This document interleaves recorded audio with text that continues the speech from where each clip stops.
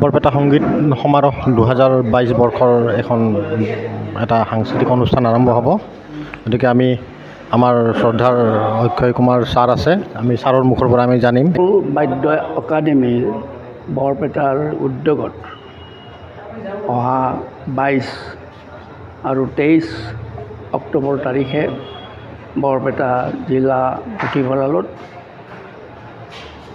এখন সংগীত সমাৰোহ, ৰাষ্ট্ৰীয় ভিত্তিত সংগীত সমাৰোহৰ আয়োজন কৰা হৈছে দুদিনীয়া কাৰ্যসূচীৰে। আৰু এই অনুষ্ঠানত সত্ৰীয়া সংগীত সংস্কৃতি, লোক সংগীত সংস্কৃতি আৰু শাস্ত্ৰীয় গীত মাত নৃত্যৰ অনুষ্ঠান পৰিৱেশন কৰা হ'ব। এই ত্ৰিবেণী সংগম হ'ব এই অনুষ্ঠানৰ যোগেদি। আৰু গোটেই অসমৰেই নহয়, লগতে গোটেই ভাৰতৰে বা আন্তঃৰাষ্ট্ৰীয় ক্ষেত্ৰতো সুনাম থকা কেইবাজনো স্বনামধন্য সংগীতজ্ঞ শিল্পীয়ে এই অনুষ্ঠানত অংশগ্ৰহণ কৰিব। আৰু ইয়াৰ কাৰণে উদযাপন সমিতিয়ে বিভিন্ন ধৰণে প্ৰস্তুতি চলাইছে। আৰু এই চেগতে খোল বাদ্যৰ ধাৰক বাহক বৰপেটা সত্ৰৰ তেখেত আছিল জগন্নাথ বায়ন, সত্ৰভূষণ আৰু বৰপেটা শিৰোমণি বঁটাৰে ভূষিত জগন্নাথ বায়ন হৈছে ভীমা বংশৰ বংশধৰ। আৰু তেওঁ আমাৰ সত্ৰীয়া যি খোল বাদ্য, সেই খোল বাদ্যৰ ধাৰক বাহক হিচাপে আজীৱন সেৱা আগবঢ়াই গৈছিল। তেওঁক সংগীত নাটক একাডেমী বঁটাৰেও সন্মানিত কৰা হৈছিল।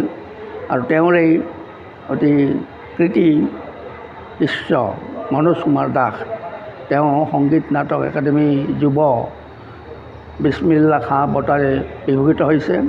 তেওঁ এই খোলবাদ্য একাডেমীৰ প্ৰতিষ্ঠাতা আৰু বৰ্তমান মুখ্য সম্পাদক।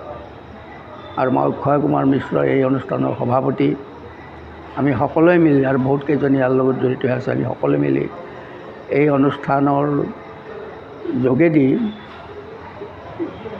সত্ৰভূষণ জগন্নাথ বায়ন বঁটা এই বছৰৰ পৰা শুভাৰম্ভ কৰাৰ কাৰণে এটা আঁচনি হাতত লোৱা হৈছে। আৰু এইবেলি অহা 12 অক্টোবৰ তাৰিখে পৰহি এই বঁটা প্ৰদান কৰা হ'ব। আৰু সমিতিয়ে সৰ্বসন্মতিক্ৰমে মনোনীত কৰিছে ডক্টৰ বীৰেন্দ্ৰনাথ দত্তক।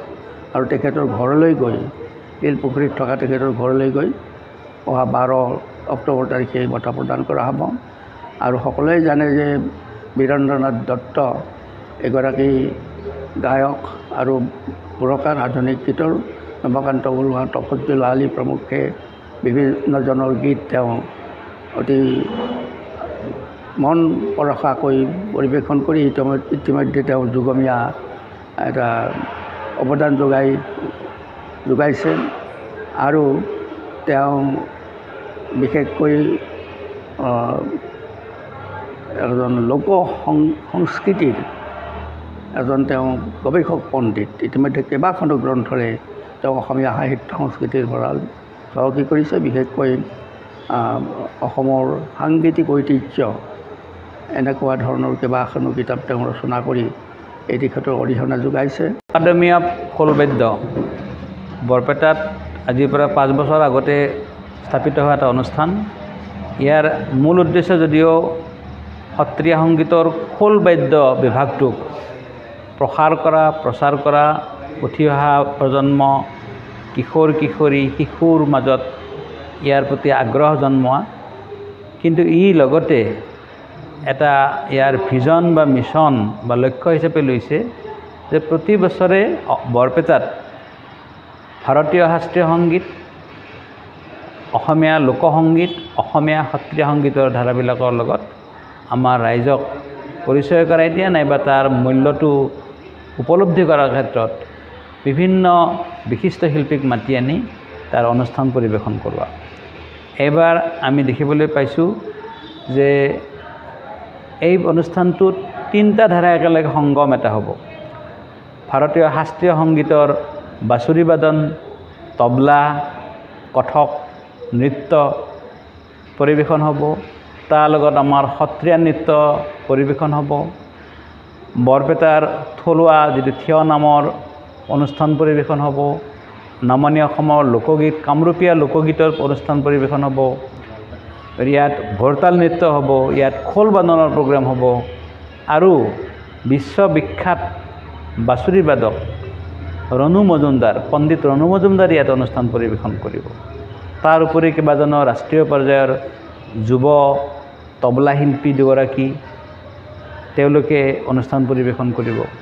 গতিকে এই অনুষ্ঠানত যদিও মনোজ কুমাৰ দাস তেখেত সংগীত নাটক একাডেমীৰ যুৱ বিস্মিল্লাহ খাঁ বঁটা প্ৰাপক, তেখেতে আৰম্ভ কৰা অনুষ্ঠানটো ক্ৰমে ক্ৰমে এতিয়া বৰপেটাবাসীৰ অনুষ্ঠান হৈছে আৰু ইয়াত বৰপেটাবাসী ৰাইজৰ একাডেমী অফ খোলবাদ্যৰ ছাত্ৰ ছাত্ৰীৰ অভিভাৱক অভিভাৱিকাৰ পৃষ্ঠপোষকতাত লগতে কিছু পৰিমাণে আমি আমাৰ চৰকাৰী বিভাগ তেখেতসকলৰ পৰা উৎসাহ উদ্দীপনা আমি পাইছোঁ।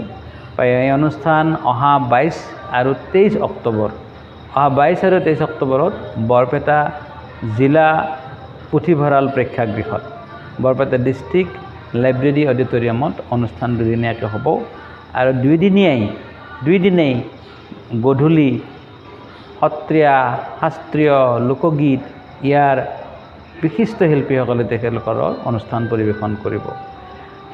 1977 চনত ভাৰতত স্পীক মেকে বুলি এটা অনুষ্ঠান স্থাপিত হৈছিল, society for promotion of Indian music and culture amongst the youth. আৰু সেই অনুষ্ঠানটোৱে ভাৰতৰ বিভিন্ন সৰু বৰ চহৰ নগৰত শাস্ত্ৰীয় সংগীতৰ অনুষ্ঠান পৰিৱেশন কৰাৰ ব্যৱস্থা কৰে, যাতে যুৱক যুৱতীয়ে তাৰ প্ৰতি, নৱপ্ৰজন্মই তাৰ প্ৰতি আকৰ্ষিত হয়। কিন্তু তেনেধৰণৰ অনুষ্ঠান আমি বৰপেটাবাসীয়ে ইমান দিনে পোৱা নাছিলোঁ। কিন্তু আজি একাডেমী অফ খোলবাদ্যৰ সৌজন্যত আমি সেই একেধৰণৰ অনুষ্ঠান, স্পীক মেকে যেনেধৰণে অনুষ্ঠান পাতিছিল তেনেধৰণৰ অনুষ্ঠান পাম। লগতে তাৰ লগত যোগ হৈছে সত্ৰীয়া সংগীতৰ 3টা ধাৰা, বৰগীত, খোলবাদ্য আৰু সত্ৰীয়া নৃত্য, লগতে লোকসংগীতৰ।